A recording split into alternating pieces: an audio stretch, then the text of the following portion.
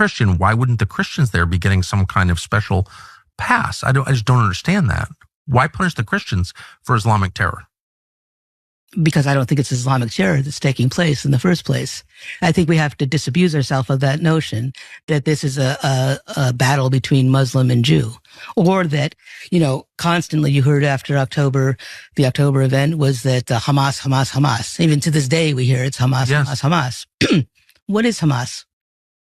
Hamas are people who have had their homes taken from them, who, if they live in Gaza, have not been basically been in an open air prison for certainly the last 20 years going on. Even when the Israelis withdrew from Gaza, they didn't leave open borders. There was no freedom for people in Gaza to develop their economy. If I know people who wanted to try to go to school in America and couldn't get out of Gaza, had a Fulbright scholarship and weren't able to leave. You mean couldn't get out?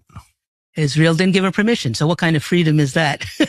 If you live in Gaza. They couldn't even fly out? No. And their airport had been bombed in 2000 and early on. 2000, there was an airport built soon after the Oslo Accords, but Israel has intervened many times in Gaza and little by little destroyed. When I first went there in 2002, after the second Intifada started, I remember saying to my mother back home, this is genocide, even that genocide by Chinese water torture.